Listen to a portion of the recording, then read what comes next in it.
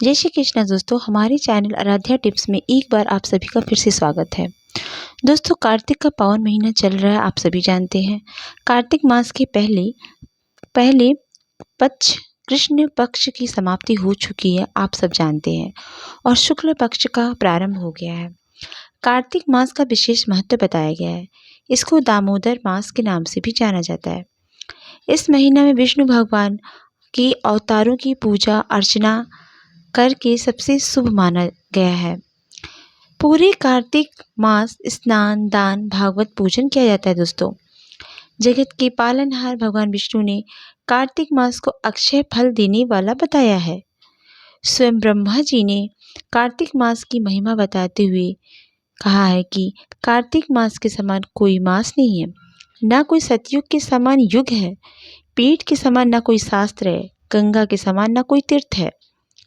इस महीने में 33 कोटि देवी देवता मनुष्य के सन्निकट हो जाते हैं और इस पूरे महीने में किए गए स्नान दान भोजन व्रत वस्त्र भूमि आदि दानों को विधि पूर्वक ग्रहण करते हैं।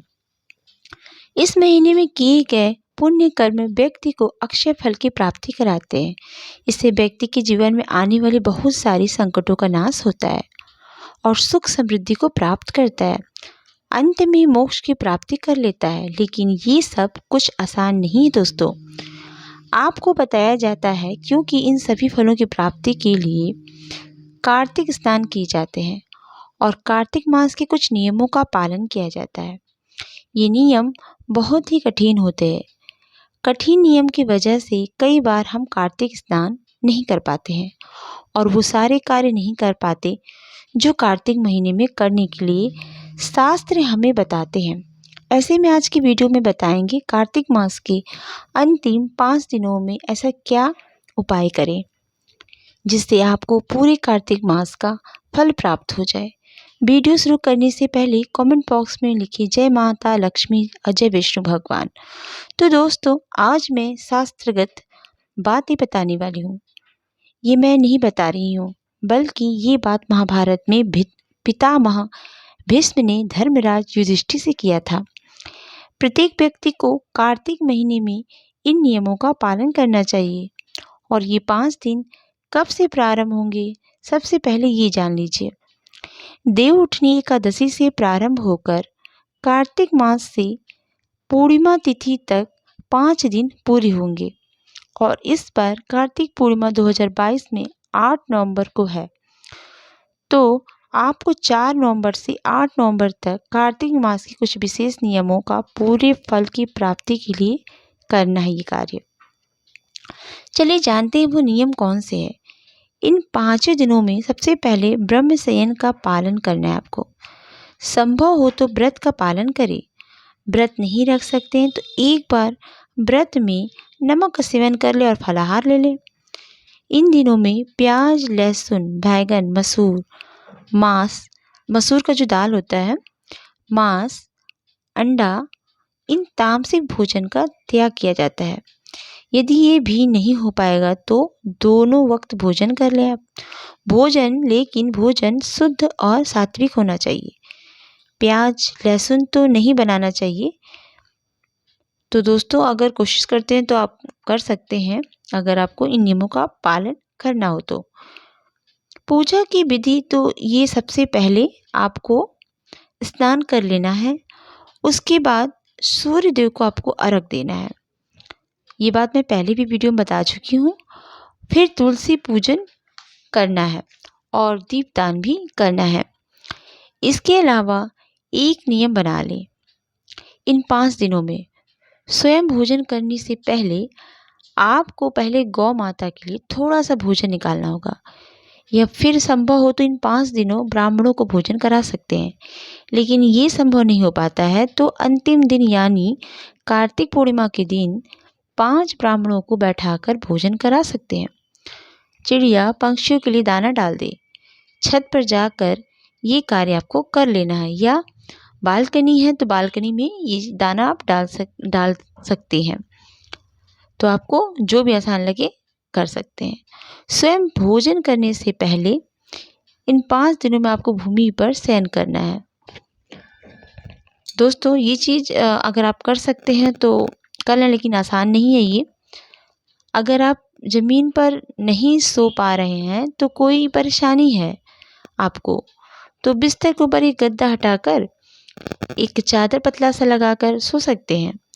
इसके अलावा इन 5 दिनों में आपको अपना व्यवहार सही रखना है, आचार विचार सब सही रखना है, किसी के साथ दुर्व्यवहार नहीं करना है, देवी देवताओं का पूजन करना है आपको। खास करके तुलसी और आंवला बेल के वृक्ष हैं। इन तीनों वृक्षों का कार्तिक मास में विशेष महत्व बताया गया है। इन तीनों वृक्षों का पूजन अवश्य करें दोस्तों। कार्तिक मास में दीपदान का भी विशेष महत्व है। दीप प्रज्वलित करने से नई दिशा की प्राप्ति होती है। धार्मिक मान्यताओं के अनुसार कार्तिक मास में पवित्र नदी, प्रतिदिन या फिर तीर्थ स्थान या स्वयं के घर में रखी तुलसी के पास दीपदान अवश्य करना चाहिए। प्रतिदिन प्रातःकाल सुबह 4 से 5 के बीच में तुलसी जी को जल चढ़ाने के बाद तुलसी पूजन के दौरान तुलसी के समीप एक घी का दीपक रखें दोस्तों। और शाम के समय प्रतिदिन दीपक अगर लगाते हैं तो वो दीपक आपको घी का ही जलाना चाहिए। अगर वो सामर्थ्य नहीं है तो आप तिल का तेल यूज़ कर सकते हैं। जो स्वयं दीपदान करने में समर्थ हैं ये सब कर सकते हैं और दूसरों के बुझे हुए दीप को जला दें। अगर आप दीपदान करने में खुद के दीपदान करने में समर्थ हैं, यानी कि अगर दूसरे के दीप बुझ जाए तो उन्हें जला दें अथवा मतलब हवा आदि से रक्षा करें। इससे भी आपको पुण्य फलों की प्राप्ति होगी। ये सब बातें दोस्तों आपको अजीब लगती होगी, लेकिन ये सब सत्य है। यदि आपको किसी पवित्र नदी के किनारे रहने का सौभाग्य प्राप्त है, यदि आप गंगा जी के किनारे रहते हैं या शहर में गंगा की घाट है आदि जैसे स्थानों पर रहते हैं, वहाँ पर पवित्र नदियाँ हैं, पवित्र तीर्थ स्थान है, ऐसे स्थानों पर जाकर दीपदान अवश्य करें। दोस्तों ये सारी बातें शास्त्रों की कहा सुनी है, आप इस पर विश्वास कर सकते हैं। खासकर पूर्णिमा वाले दिन दीपदान अवश्य करना है। शाम के समय इन 5 दिनों में आसपास में कोई भगवान विष्णु या उनके किसी भी अवतार का मंदिर है तो वहां जाकर घी का दीपक अवश्य जला दें। अगर आपसे हो सके तो ऐसा ज़रूर करें और उन्हें प्रणाम कर लें। ये सारे कार्य आपको इन 5 दिनों में करने चाहिए। संभव हो तो 5 दिन में दीपदान को नहीं कर पाते हैं तो आखिरी दिन कार्तिक पूर्णिमा के दिन दीपदान अवश्य करें दोस्तों। कार्तिक मास का पूरा फल प्राप्त करने के लिए 4 से 5 बजे के बीच में स्नान करें, तुलसी की पूजन करें, सूर्यदेव को अर्घ्य दें, तुलसी के पास सुबह शाम दीपदान करें घी का। यदि सामर्थ्य नहीं है तो तिल का ही प्रयोग करें। पवित्र स्थानों पर जाकर दीपदान करें, ब्राह्मण भोजन कराएं, ब्रह्मचर्य का पालन करें, शुद्ध भोजन करें, जितना हो सके हरि नाम का कीर्तन करें। हरे राम राम राम हरे हरे, हरे कृष्ण कृष्ण कृष्ण हरे हरे। इस मंत्र का जितना हो सके इस दौरान आप जप कर ले। इन 5 दिनों में अगर आप पूरे नियम के साथ ये कर लेते हैं तो पूरे कार्तिक मास का फल प्राप्त हो जाएगा। यही नहीं दोस्तों, ये वीडियो अच्छी लगी है तो अगर वीडियो अच्छी लगी है तो ये सारी जानकारी को अपने दोस्तों में भी बताइए और इसे औरों में भी शेयर करिए। तो दोस्तों ये सारी बातें मैं नहीं, हमारे शास्त्र बताते हैं। दोस्तों नियमों का पालन जरूर करिएगा इन 5 दिनों में। दी गई जानकारी आपको अच्छी लगी है तो वीडियो को एक लाइक ज़रूर दें और चैनल पे अगर आप नए हैं तो चैनल को ज़रूर सब्सक्राइब कर दीजिएगा। और इसी तरह ताकि हम अच्छे वीडियोस, अच्छी जानकारी वाली वीडियोस हम आपके लिए ले आ सकें। तो मिलती हूँ अपने नेक्स्ट वीडियो में नई जानकारी के साथ। जय माँ लक्ष्मी।